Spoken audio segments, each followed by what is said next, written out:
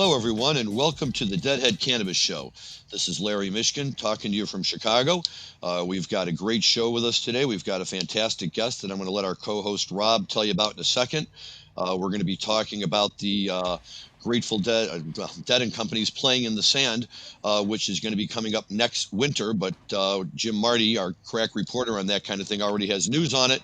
And seeing as how 49 years ago, the Grateful Dead launched their Europe 72 tour, we thought that would be something great to talk about today. So we're all very excited. There's a lot of good things on the show today. First, let me say hey to Jim Marty out in Colorado. Jim, how are you doing? Very good. Things are good in Colorado, and yeah, we're very excited about playing in the sand next January, and we'll talk a little bit about that. I think I got my pre-sale tickets this morning. At least I got a notification that I'm in the queue, so very excited about that. And Rob has brought us a great guest today, so I'm going to turn it over to him right now and let him talk about our guest. Great. Hey, Rob, I'm coming to you guys from sunny Southern California. I've got a buddy of mine, Jerry Griffin, who's going to be on the show with us, another San Diegan who's joining us. Jerry and I got to know each other a few years back. My former business partner and good buddy from law school, Brian Gillespie, had introduced us years ago. And as he and I were speaking, he said, "Hey, I see you got this Deadhead Cannabis Show podcast. You should have me on as a guest sometime." And I said, "No, you're a Deadhead."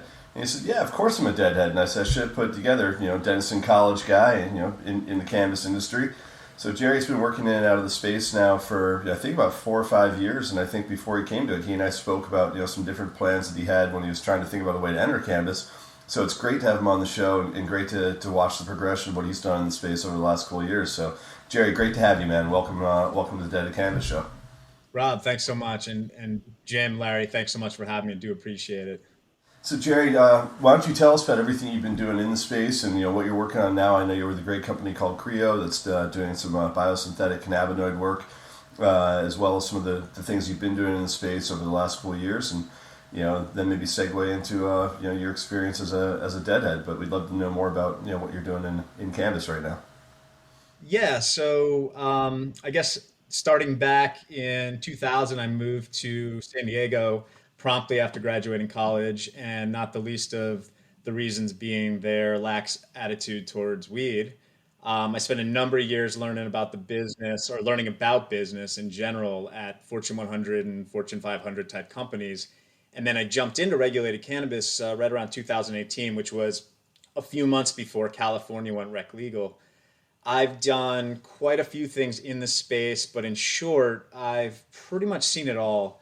I've been up the hill in Soham and Mendo and Trinity. I've been to grows and labs all over the country. I've seen the packaging and hardware supply chain side of things, and I've even dabbled a little bit in retail. But presently, I have managed to marry two passions of mine, one of which is the environment and another of which is cannabis science. I am a passive founder in a sustainable packaging business that services the cannabis space. We are called Go Zero, and our goal is to fully remove high velocity, one-time use plastic from the industry. We just landed our first shipment of 1 million child-resistant joint tubes that can be turned into compost about 90 days after they're disposed of, and we have a certification called ASTM D6400 that supports that claim. So if you want to check that out, we are at gozeropackaging.com. My full-time job, when I'm not, directing traffic over at Go Zero, I lead business development for Creo Ingredients. And Creo is a producer of rare cannabinoids through what we call a precision fermentation process. We haven't proven this yet, but we believe the process uses far less water, land, and energy than traditional cultivation and extraction, especially when it comes to the rarer and more powerful cannabinoids. So that is not at all to say that plant cultivation is necessarily bad for the environment, but when it comes to certain cannabinoids and the mass market potential for some of those cannabinoids, it can become very, very taxing on the environment to produce them from plants. So Creo will be going to market with CBGA and CBG shortly, and we'll build our portfolio out according to how the market develops for some of these other rare cannabinoids. And if you want to check out Creo, you can check it out at creoingredients.com. That's CREO ingredients with an S.com. So that kind of brings you guys to present. But before I jump in, I have to say I've listened to you guys a lot, and your guests have been incredible, and the conversations have been amazing. And I don't nearly have the number of shows or depth of knowledge that some of you have, and some of your guests. I only saw the Dead a few times before Jerry passed in '95. But I started it out with a bang at Nassau when I was 15, and I think that show was April 2nd, '93. So I just passed the anniversary there. But to give you a sense of how maniacal I am about the Dead, my two daughters don't go to bed at night until I play them Terrapin from Swing Auditorium in '77. They call it Wow. inspiration, and if I try to sub it in for another Terrapin from another show, they immediately make me put it back to Swing '77. They know Wharf Rat by heart. They call it Blind and Dirty. And this isn't because I forced it Love upon that. them, but it's just because that's all they hear nonstop in the house, in the car. Yeah, so anyway, that's me. That brings you to kind of present. That's my connection to the Dead. And I appreciate you all for having me. And do your daughters like fish too? They do, but my wife hates fish. So it doesn't quite get the play around the house that the Dead gets. I understand completely. They call fish dance party though. They say, "Hey, Daddy, can you put on dance party?" Because then we put on the old videos, and the whole house gets into a full dance party. Sure. It's funny you bring up the Swing Auditorium as a Terrapin, because that's the first Terrapin ever played. I think that's 22677, if I remember correctly. That's exactly right. First Estimate. Yeah, first estimate as well. So sometimes the first is the best, I guess, for you. But which Wharf Rat do they hold you to?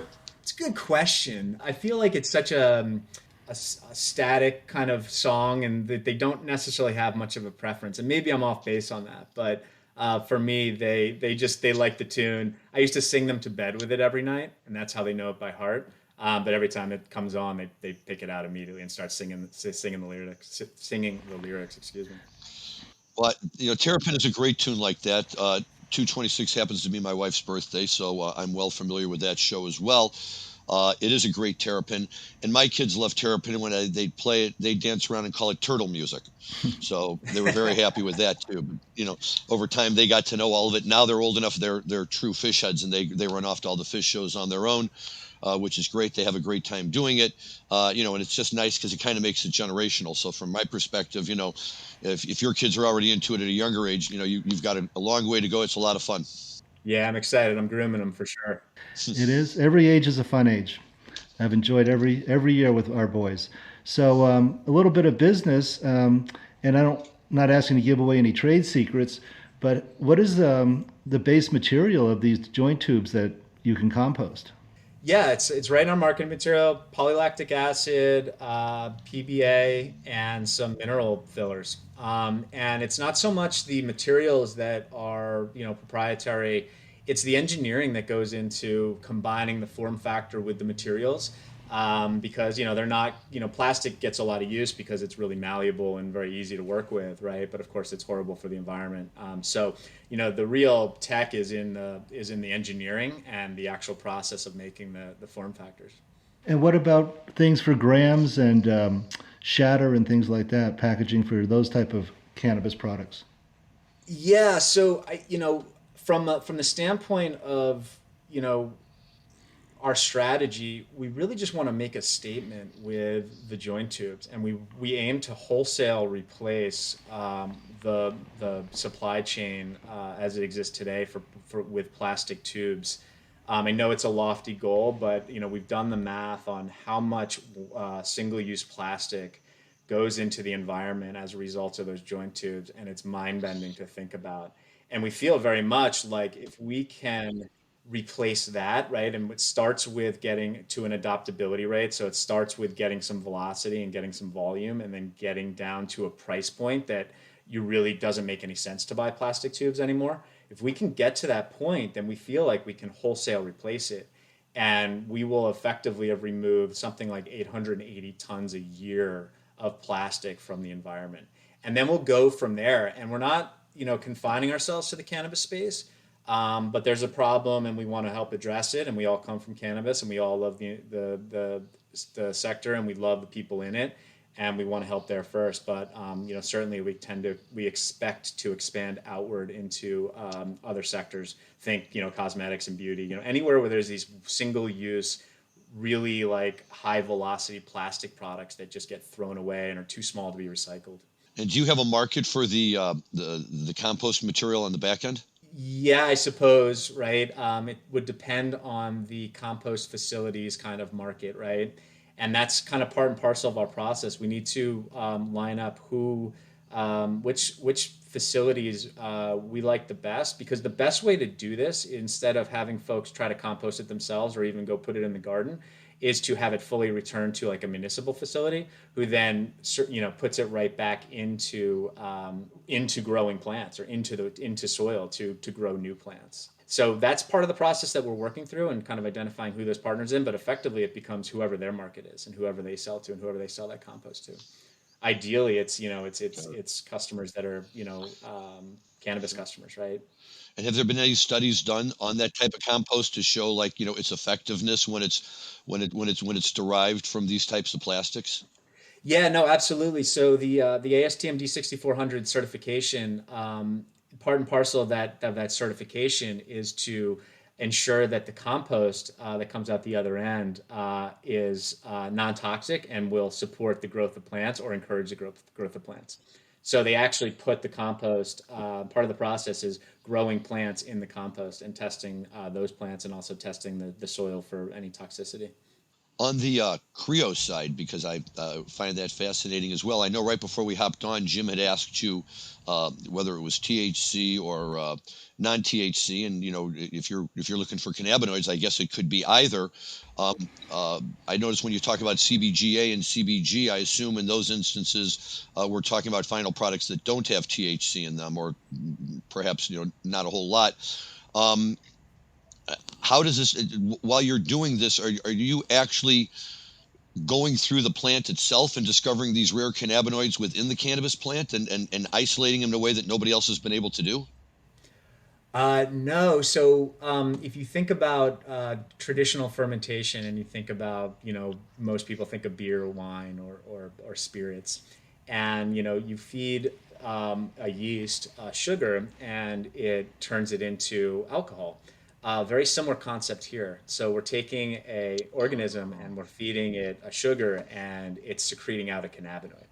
So these are organisms that are trained to do this. And so from the standpoint of, that's why we call it fermentation, from the standpoint of like CBGA and CBG and why we've chosen those cannabinoids, all cannabinoids kind of trickle down from those two cannabinoids, really from CBGA. CBGA decarboxylates into CBG, and then ultimately all the other cannabinoids downstream come out downstream from that as the plant matures.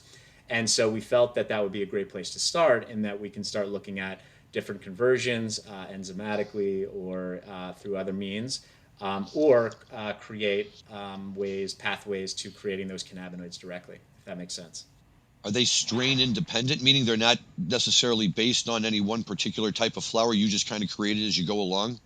Yeah, no, it's so certainly there is plant gene material that are inserted into the organisms, and that drives the metabolism of the sugars into the ultimate the cannabinoid. So there's plant material certainly involved. What kind of reaction or notice does the user get from these specially derived cannabinoids? So, it's a great question. I am in the process right now of turning our cannabinoids into different form factors to try out. So we are doing a microemulsion to turn it into basically a ready-to-drink beverage. We are turning it into a vape. And effectively, some select few people like myself will get to try them out and see what they do. But in the absence of spending tons and tons of money to do efficacy studies or clinical trials, right?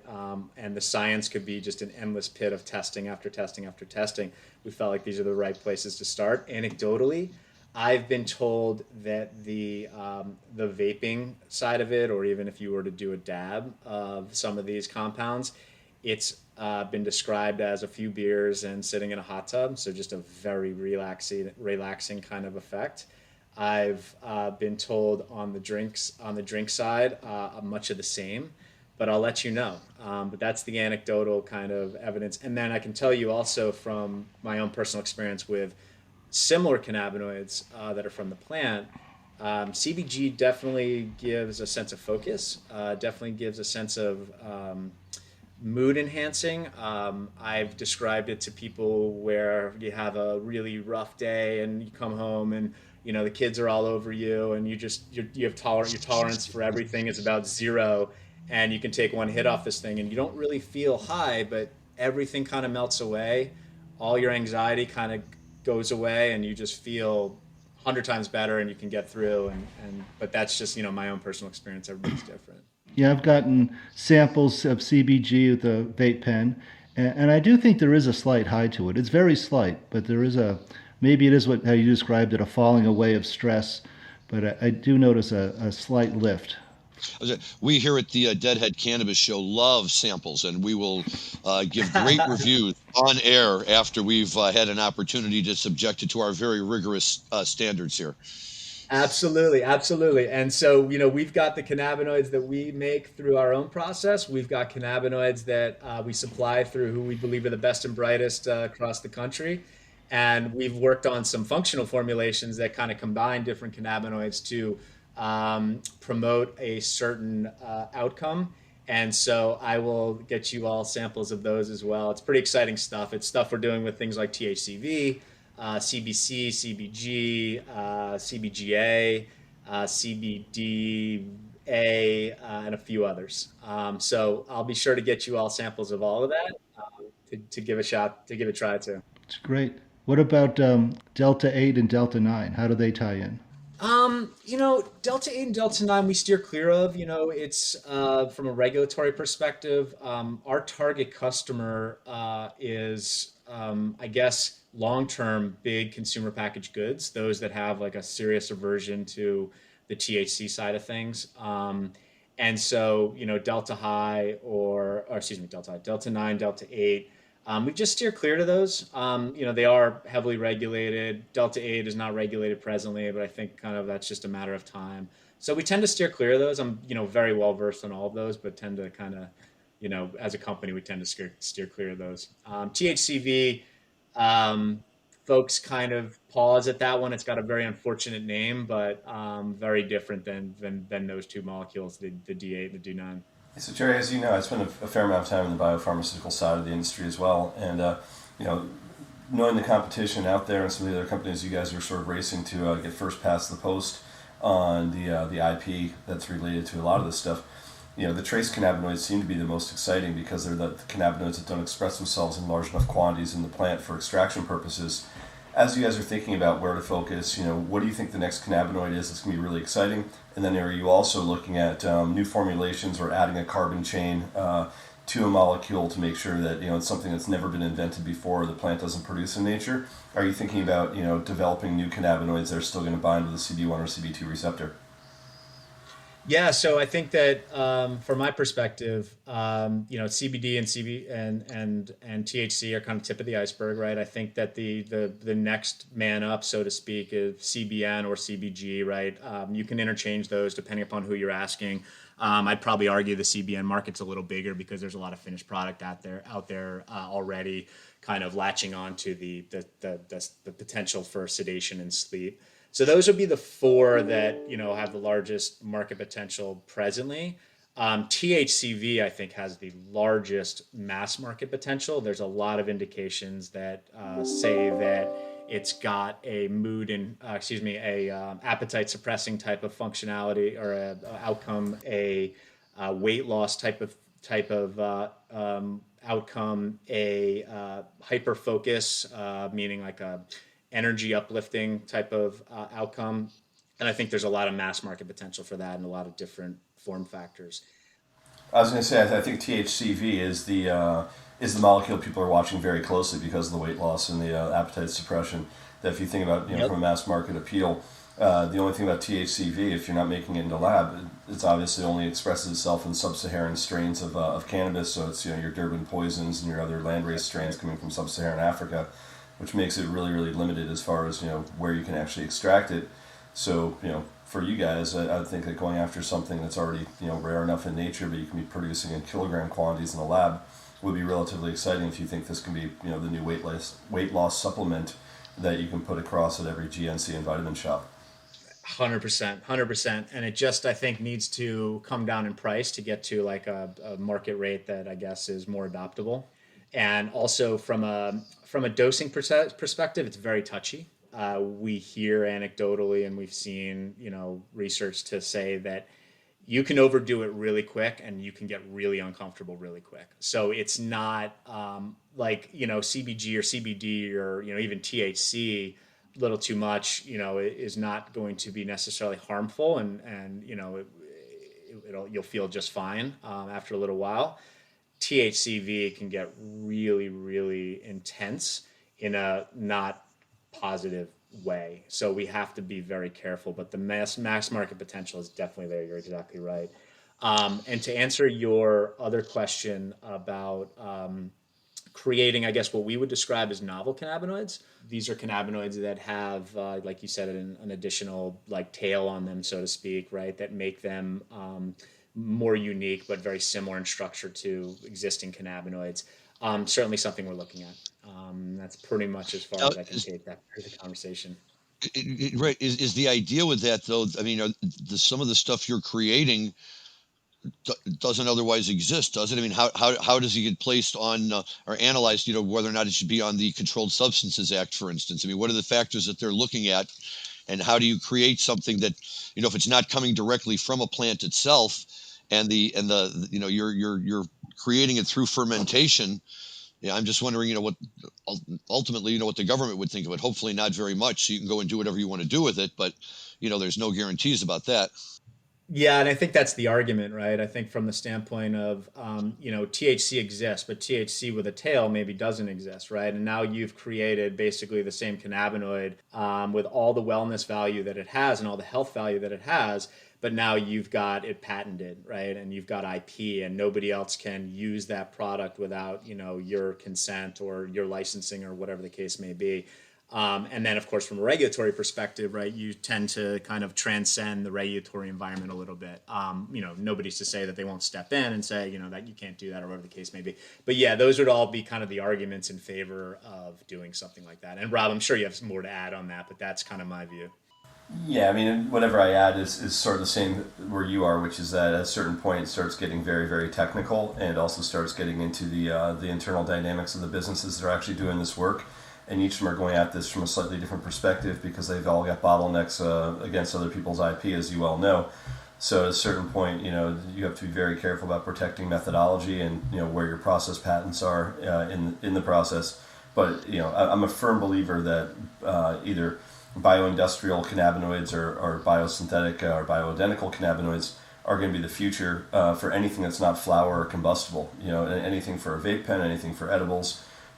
Pretty much any product you can think of that doesn't require flowers being the base element, I think ultimately would be driven by what's coming out of the lab, and the whole necessity of having these massive, massive cultivation facilities to service the industry, I think is largely muted in probably no less than 5 years, and it's something that's probably more disruptive than anything else the market has ever seen.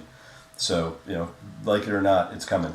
Well, Jerry, let me ask you this question really fast, because I Yeah. understand that, as you develop these things, IP becomes very, very important, and something that, that's what you have. You have to protect it. If you have a whole bunch of different companies, working in this field, trying to make their way through, and each one of them, you get a patent on this, they get a patent on that. Does it ultimately work against the overall development because so many people hold so many different little pieces? Is there an idea that maybe at some point people all kind of come together and say we're all going to license everything to see what we can do with all of these ideas? Yeah, and you've clearly, you're the legal mind on the call, and I won't even pretend to know anywhere near as much about it as you do. But I'll put it Oh, this way: the IP landscape is a very, very critical piece of our positioning in the market. And we took a very, very in-depth look of everything out there before we even did any science whatsoever, right? And so there's mhm. certainly a thicket of IP out there that people are treading upon, but there's no money quite yet, and it hasn't Right. become too important to anybody, but it will. And, we believe that we're positioned to kind of sidestep all of that with, just that we've done our due diligence on the front end before we even did any science. I think I answered your question, but yeah, but I think your point was that there's going to be a lot of IP that's going to be kind of intersecting one another in the future, and we're very cognizant of that, and very much operating in a way that we're going to steer clear of all of that and to the best of our ability. So, Jerry, I know you got a hard stop at a certain point, so if there's a time you need to duck off, we'll thank you in advance for joining us, but stay on this conversation as long as you'd like as we start transitioning over to talk about, the Grateful Dead and what's happening in Grateful Dead world. But, as long as you can stay, we'd love to have you. Yeah, I'm so bummed I got to go. I appreciate you guys. I'll stick around for a couple more minutes. Well, before you go, let's make sure we get your contact information, your website. Yeah, where do people go to reach you? Yeah, absolutely. So I'm Jerry Griffin. I can be reached at jerry.griffin at creoingredients.com. That's creoingredients.com with an S. And I also can be reached, our websites rather, are www.creoingredients.com and also www.go0packaging.com.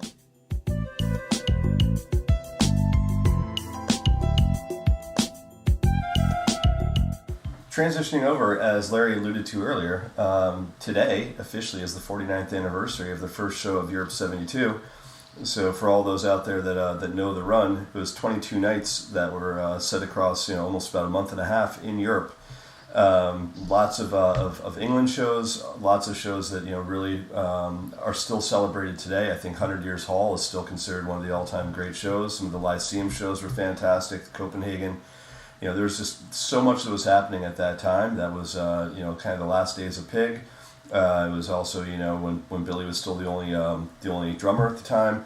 But it was just a terrific time, and it was really memorialized by the fact that there was, a triple album put out soon afterwards, which actually became one of the most successful albums for the Grateful Dead, with 6 sides and almost no repeated tracks across 100 plus songs. So it's amazing to think that the longevity and how much people are still talking about this run today. And I don't think the Grateful Dead ever went back to Europe for a run anything close to that. They did the fall of 1990 run, which I think was 12 or 14 dates, but nothing like a 22-night run after 72. So we thought it'd be fun to address that one. And now, Jim and Larry, if you guys have any thoughts about what that run looked like and what it means today, Sure. I'd love to hear it. Well, I have to say that Europe 72 is probably one of my favorite Dead tours. I am one of the guys that went out and spent the big money and bought the box set, and I have the entire tour. And when my wife lets me, I typically this time of year will play each show on the night that it actually ran. Some of them tend to sound alike, so after a few nights, people are maybe looking for a little more variety. But overall, to me, the significance of it is that number one, the Dead proved they were more than just a local American fad. They had solid fans around the world, and especially in Europe, which was already exposed to some of the greatest rock and roll acts of all time, and yet they sold out everywhere they went for the most part. They had big crowds. It was a very successful tour for them, but I think it gave them a chance not just to tour together and really coalesce as a group, especially with Mickey out and just the 5 of them. But one of the great things about this tour, and that you can do if you have the box set, is you can start listening to some of these songs that they played on the very first night, and then you can listen to them as they play them over the course of the tour, playing in the band. Greatest Story Ever Told, a lot of Bobby songs really getting worked out on this tour, so that by the end, the last few nights, you're hearing them and they sound completely different than they did at the opening of the tour. In fact, sound a lot more like the versions we were used to, that we came into in later years.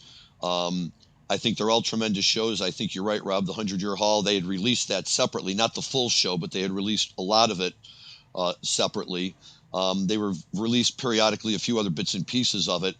My favorite on the whole thing is, they did actually release, I think, a 3 or 4 disc set just of pullouts from the London shows. I seem to recall that they released that. Of the tour, though, interestingly enough, my favorite show is the one that they played in May at the Lille Fairgrounds in Lille, France. And my wife has a French cousin who knew somebody who was at the show, and all they ever talked about was this show. And the set list is compared to all the other nights. It's fairly standard, but it's an excellent show. It's great energy.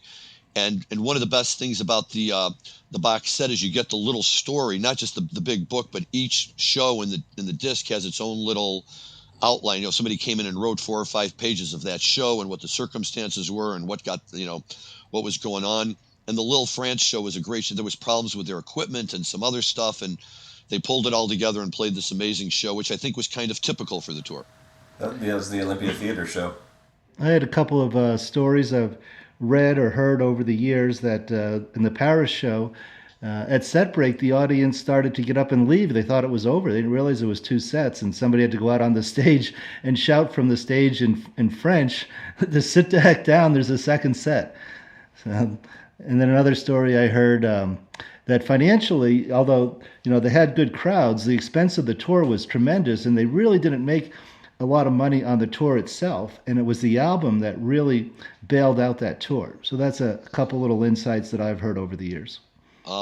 The other fun little tidbit of information is that Elvis Costello, a noted Grateful Dead fan, talks about how he saw the Dead for the first time in '72 at the Bickershaw Festival, which was a show in England that they just kind of threw in the middle of everything. They were in the continent. They came over just to play this show as part of this festival.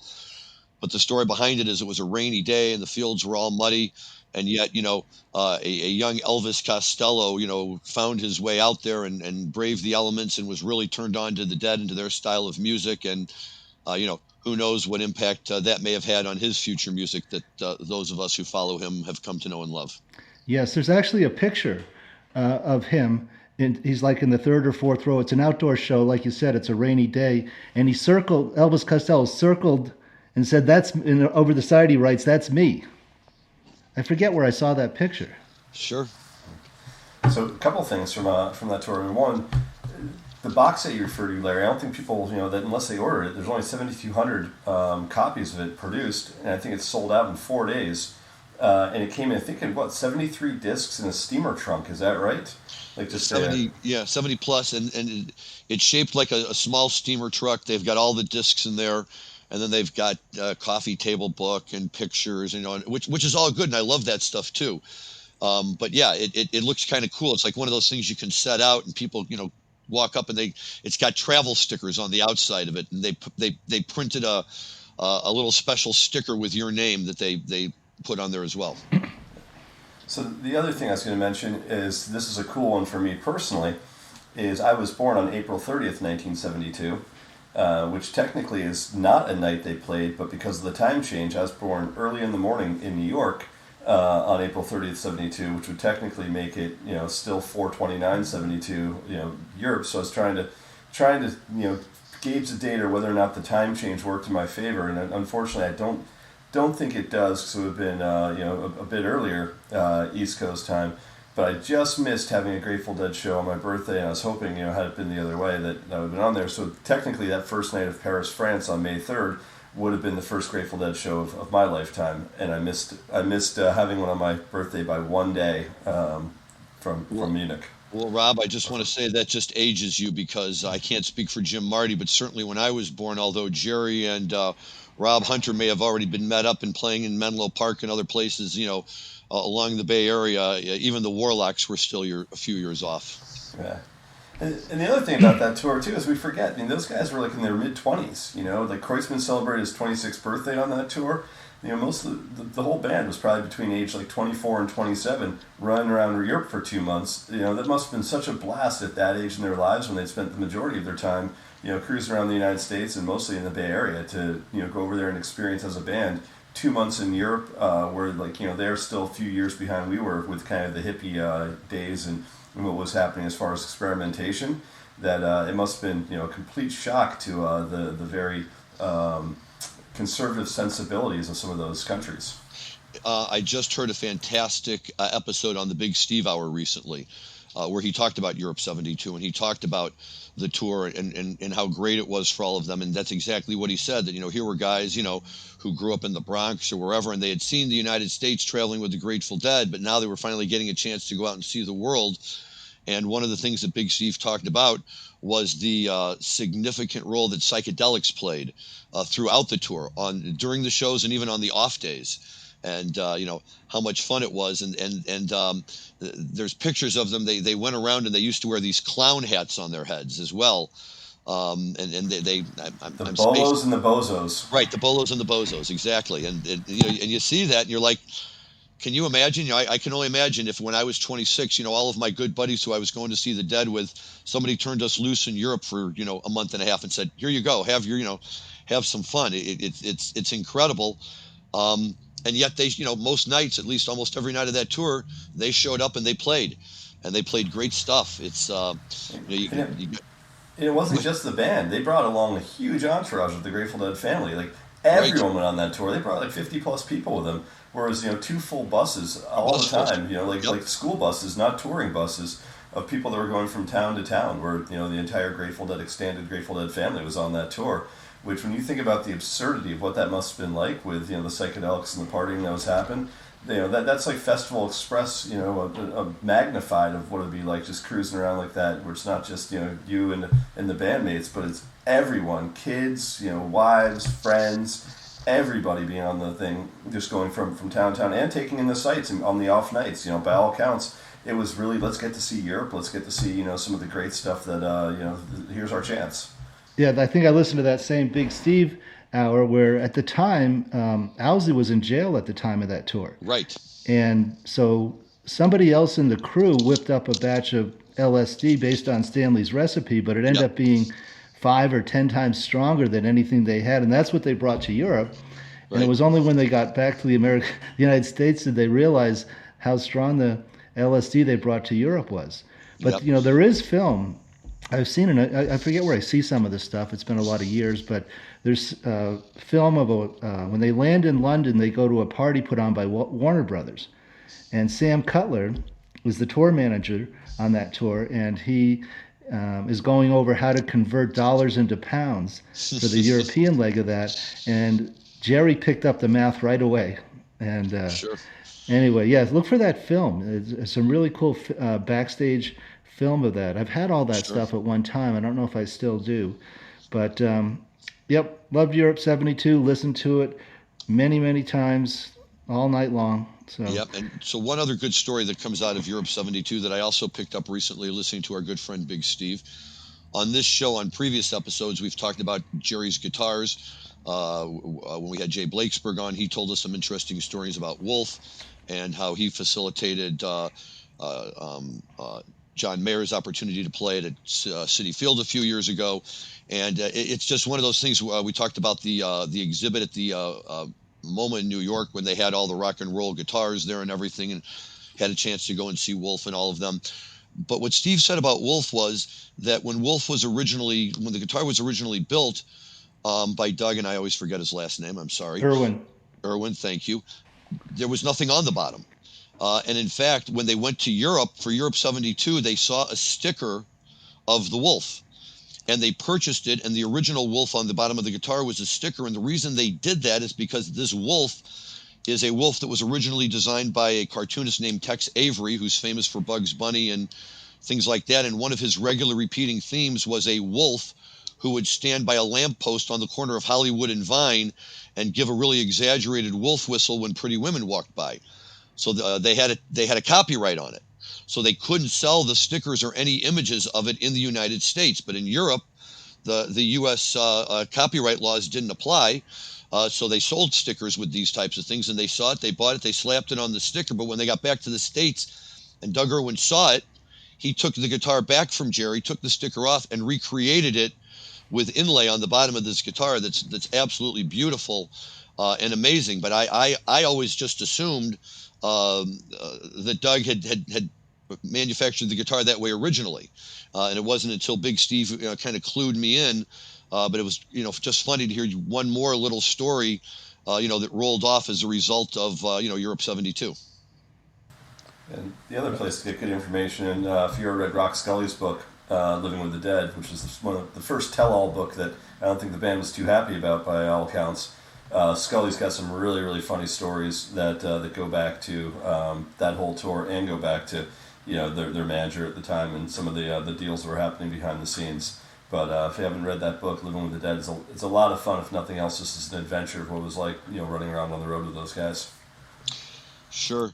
No, but look, at the end of the day, there aren't a lot of bands in the world, outside of, the Dead and Fish, maybe the Rolling Stones, maybe the Who, where people talk about, oh, the Rolling Stones tour of 1981, or there's Some Girls tour of 1978, and yeah, that, but to me, that's always just more of it being like this huge, what we now call a social media event, but back then it was just a huge event, and the Stones were in the United States, and there was always something going on around them or whatever. But when we talk about tours with the Dead and with Fish, they actually mean something, and we've had conversations like this before, and we've talked about some of our favorite tours. But what makes Europe 72 so amazing for me is it may very well be the best known tour of any band that's ever played. Anyone who knows the Grateful Dead knows Europe 72, and people who don't know the Dead very well know Europe 72 just because of the exposure that it's had and the number of sales and the play that it gets on radio stations still to this day. And I love that the conversation about the band goes so deep that there's time to focus on an entire tour and the impact that tour had on the band. And we've talked about the transition that they were making from their primal rock phase through American Beauty and Working Man's Dead. And one of the things that we keep trying to get to, and we'll get to one of these days, is Skull and Roses' 50th anniversary.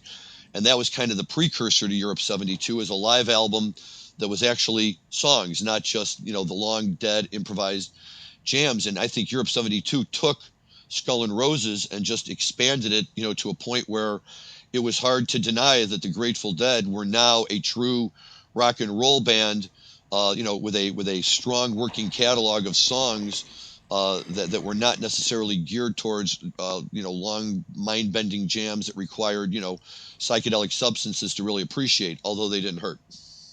Very good. Well, we're coming to the end of our time slot, so I want to talk a little bit about Playing in the Sand. Yeah. It's tickets went on sale. The pre-sale was today. I'm pretty sure I got my, I'm in the queue, as they said on my computer screen, January 13th through 16th, 2022.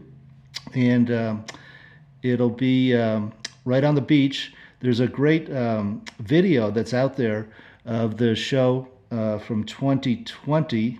Yeah, the January 2020, right before the COVID shutdown, they squeezed it in. And John Mayer plays great, and you can see the hotel and the beach. So if you want to get psyched up for Playing in the Sand, check out the video from the 2020 Playing in the Sand. Excellent. Yeah, I mean, look, what's not to like? The Grateful Dead, sand, warm weather, the middle of winter. Sounds like a win. Yeah, I was just there, obviously not with Dead and Company, but I was there on a family vacation just a few weeks ago, or a couple months ago now in January. And it's a very interesting part of Mexico. They were telling me 30 years ago there wasn't hardly even electricity there. And today the beach of Playa del Carmen is just lined with 500-room hotel after 500-room hotel, where you walk out of your room and you walk right down to the Caribbean Sea. Beautiful. Okay, well, that's something to look forward to. Yeah, and before we go, guys, we should probably talk about what we're going to have next week. I'm super fired up about next week's guest. We've got Andy Bernstein from Headcount coming to join us. Huge Deadhead, obviously been working with the band for years. He actually has a cannabis voter initiative that he's put out over the last year. Headcount's entire mantra is, getting people signed up to vote, and they do it by going to shows and making sure there's tables at every venue and making sure that they get as many people that are unregistered voters to become registered voters. So it's had the support of the entire jam band community for years. I got to know Andy and his team back when I was coordinating the areas for a lot of the bigger festivals, and I was their point of contact on the ground to a lot of these festivals. And I always had just a tremendous amount of respect for what that organization did. So to have Andy on with us, we're Bob Weir's one of his board of directors, and other people in the in the band, as well as all sorts of other bands, Humphreys McGee and Mo and you name it, have all taken very proactive roles with Headcount.